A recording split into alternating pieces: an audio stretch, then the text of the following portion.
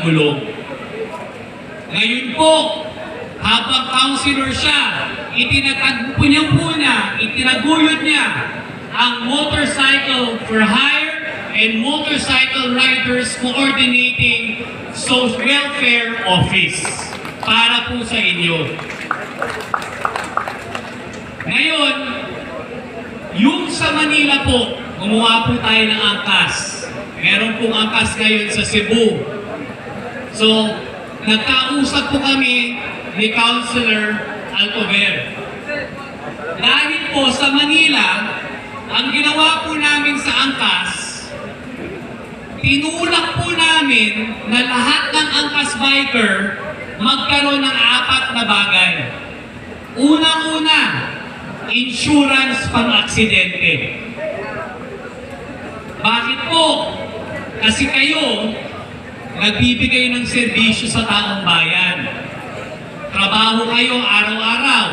Wala namang pong tamad dito. Tama po ba? Taas kamay lahat ng tamad. Wala! Tingnan nyo, ako lang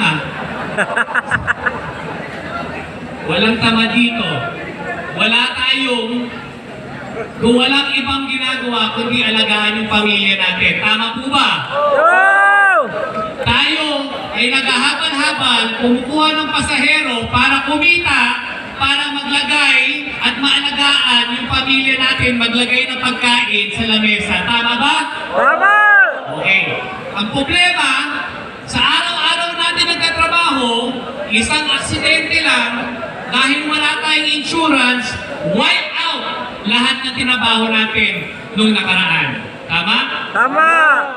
Kaya napaka-importante po magkaroon ng insurance ang bawat habal-habal. Ito po, ang ibig sabihin lang dito, simple lang. Pag kayo ginagamit nyo yung motorsiklo pang negosyo, dapat tulungan kayo ng gobyerno. Tama? Tama! Pangalawa, nagkaroon na po ng pag-ibig ang mga angkas bikers sa Manila. Kaya. Pabahay po.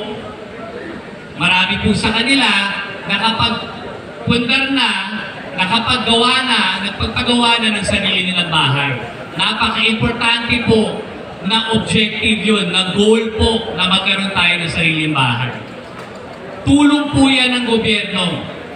Pangatlo, lahat po sila ngayon sa Manila meron ng benepisyo pang retiro Yan, nindutan sa na. SSS. Meron din po silang sick leave. Kayo po, pag nagkasakit, kumikita ba kayo?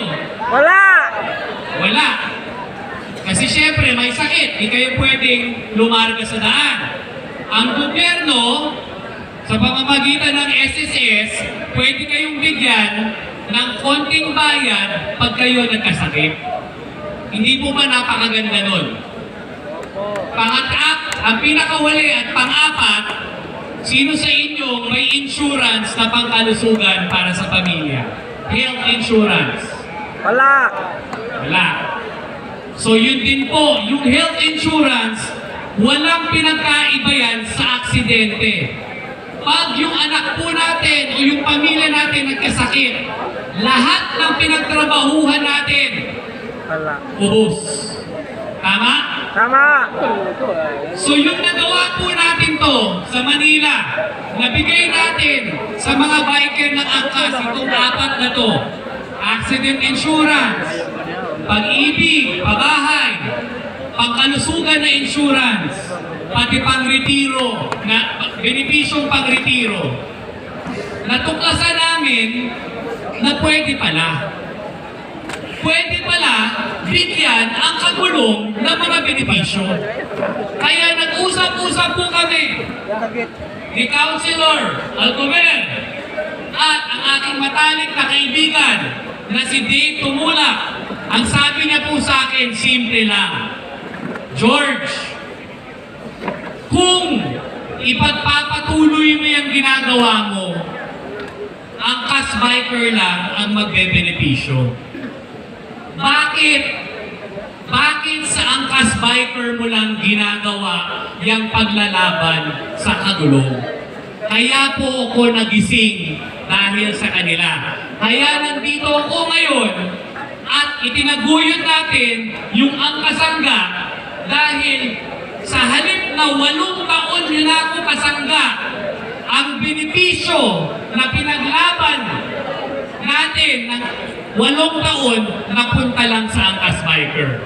Ngayon, ang aking pangako, ang aking commitment sa inyo, pwede ba ako na ngayon ang maging kampiyon nyo? Yay! Pwede kung ba kayo ngayon ipaglaban para makakuha ng ganitong klaseng benepisyo? Yeah, pwede! Ayun yata eh. Pwede! Pwede? Oh! Gagawin ba natin? Oh! Yun po ang aking hangarin. Nakita ko po kung gaano ka-importante ang mga habal-habal. Gaano ka-importante ang motorsiklo na ginagamit na pangnegosyo ng mamamayang tao. Ito po ang layunin ng Angkasangga. Ngayon po, ang aking kaibigan na si Dave Tumulak, napaka-importante din po sa hanay ng mga kagulong. Kung natatandaan niyo po, ng 2013, ano po nangyari yun? Yolanda. Siya po ang naging champion ng Yolanda. Mga ambulansya, mga fire truck, mga relief efforts po sa disaster.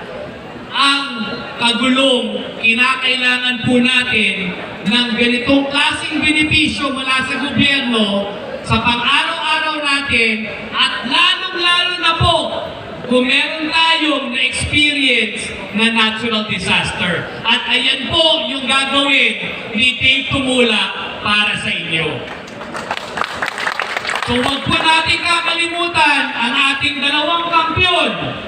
Ito po ang mga katuwang ko sa Cebu para magawa po natin itong lahat ng gusto nating gawin para matulungan ang negosyo nyo bilang kagulong. Yes! Ako po, nandito. Simple lang po ang hinihingi ko sa inyo. Meron na pong 2 congressman ang Cebu City.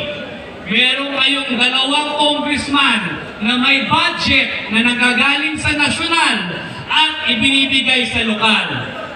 Mula ngayong araw, pag tayo nagtulungan hanggang Mayo next year, magkakaroon na po kayo ng 3 congressman sa Cebu City. Maraming salamat po sa inyong lahat.